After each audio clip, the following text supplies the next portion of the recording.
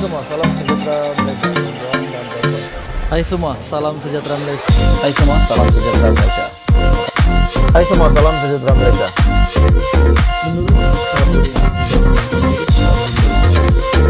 Hai semua, salam sejahtera Malaysia. Bantuan dan Bapak semua. Hai semua, salam sejahtera Malaysia. Adakah dengan bukti baru, dengan perkembangan terkini, berkaitan dengan isu rasuah dan isu sedekah, dengan keputusan pilihan raya umum ke-15 di Terengganu, akhirnya SPRM telah membuat satu kejutan besar, di mana SPRM telah mendapat 90 individu yang boleh dikaitkan terlibat dengan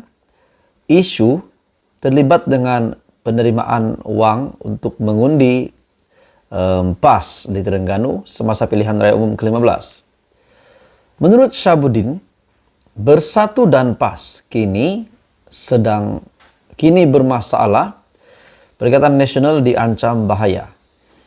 Adakah Anda setuju dengan kenyataan bahwa Bersatu dan PAS diancam bahaya, PN diancam bahaya, Bersatu dan PAS dalam masalah?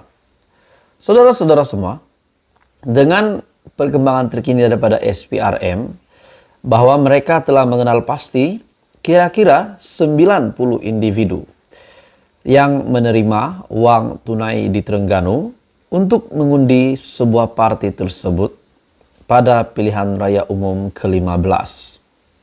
Adakah dengan ini perlahan-lahan akan dibongkar semuanya? Kalau memang terlibat rasuah, kemenangan PAS terlibat rasuah, Bersatu ataupun Perikatan Nasional, adakah ini akan melunturkan image PAS di Malaysia sebagai parti agama Islam? Jadi pendedahan demi pendedahan, hari ini 90 individu yang didakwa telah menerima rasuah untuk mengundi parti tersebut. Dan segera ini dapat dibuktikan apakah nasib Hadi Awang, Tok Guru Hadi Awang dan juga Abah, itu Muhyiddin Yassin.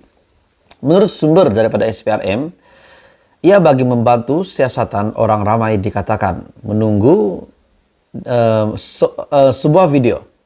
Satu video yang tular yang menunjukkan orang ramai menunggu di hadapan sebuah bangunan untuk menerima bayaran daripada PAS bagi tujuan mengundi. Sumber yang rapat dengan siasatan itu juga berkata, SPRM telah berjaya menjejaki hampir separuh daripada 90 individu tersebut dan mereka telah dipanggil untuk memberi keterangan. Lelaki dalam video yang memberikan uang tunai kepada pengundi telah dipanggil untuk disoal siasat. Sekarang SPRM sedang berusaha untuk memanggil lebih ramai saksi bagi membantu siasatan itu. Secara keseluruhan terdapat 90 penerima dikenal pasti telah menerima uang itu. Tambah sumber itu, SPRM berjaya mengenal pasti penerima uang tunai berdasarkan dokumen yang dirampas semasa siasatan. Ia bukan saja mendedahkan beberapa kemenangan PAS dalam pilihan raya umum ke-15 boleh dibatalkan kerana melanggar undang-undang, malah mengancam masa depan parti itu di mata rakyat. Betul. Kalau ini dapat dibuktikan memang PAS memberi uang sebagai rasuah untuk mengundi parti PAS untuk memenangkan parti itu dengan memberikan uang, sudah pasti ini melanggar undang-undang. Ini mendedahkan beberapa kemenangan PAS dalam pilihan raya umum ke-15 boleh dibatalkan. Apa yang berlaku kepada PAS ini tamparan secara langsung kepada Perikatan Nasional. Setelah akaun bank Bersatu dibekukan, sebuah lagi komponen BN telah dibekukan oleh SPRM untuk disiasat berkaitan pengubahan uang haram. Bersatu bermasalah dan PAS juga bermasalah. Mampukah mereka menghadapi PRN di 6 negeri yang akan berlangsung tidak lama lagi? Bersatu yang akun telah dibekukan, PAS pula di mana 90 individu telah didakwa menerima uang rasuah dan siasatan sedang dijalankan untuk meneruskan pendedahan ini. Pengarah pilihan raya PAS yaitu Sanusi bagaimanapun menafikan perkara ini. Beliau berkata dakwaan itu merupakan helah daripada musuh politik untuk memburuk-burukkan PAS dan parti Islam itu tidak mempunyai dana untuk membayar pengundi.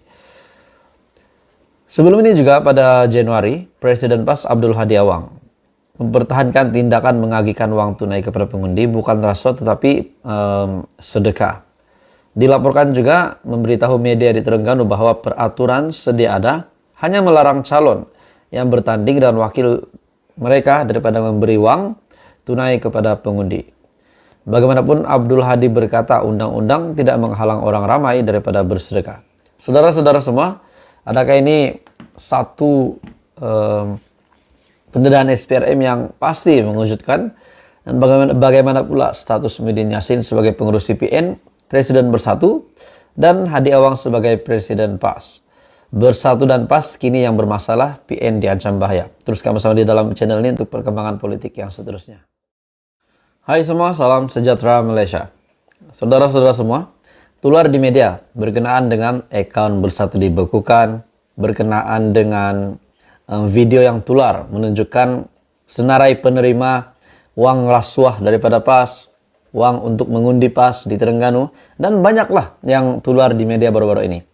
Saudara-saudara semua yang saya amat kasihi, setelah akun bank Bersatu dibekukan, terdapat satu pertanyaan yang bermain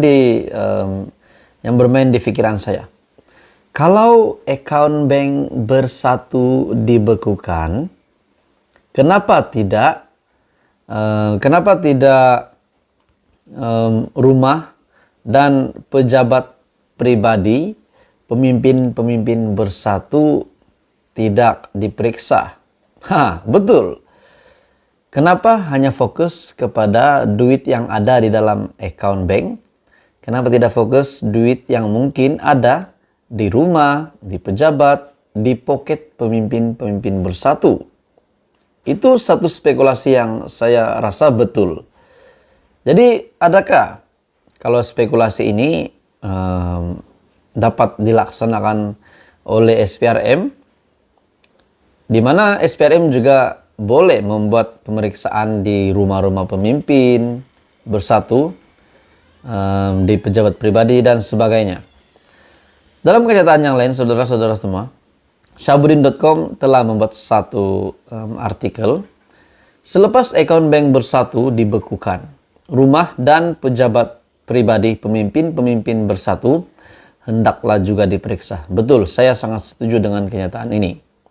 SPRM yang telah mengesahkan akun bank Bersatu telah dibekukan bagi memudahkan siasatan mengikut Akta Pencegahan Pengubahan Wang Haram dan Pencegahan Pembiayaan Keganasan. Difahamkan juga akun ini telah dibekukan sejak 2 minggu yang lepas. Pada awalnya, pembekuan itu dilakukan untuk menyiasat dakwaan berkaitan dana rangsangan kerajaan berjumlah 92.5 bilion semasa pandemik COVID-19 dan didakwa diselewengkan dan seterusnya dimasukkan ke dalam akun bank Bersatu. Bagaimanapun difahamkan juga, pembekuan juga dibuat bagi menyiasat dakwaan bahwa Bersatu telah menerima sumbangan RM 300 juta daripada kira-kira 10 kontraktor yang mendapat proyek semasa parti itu menjadi kerajaan. Sumber-sumber juga mendakwa jumlah sumbangan disyaki berjumlah lebih RM 300 juta.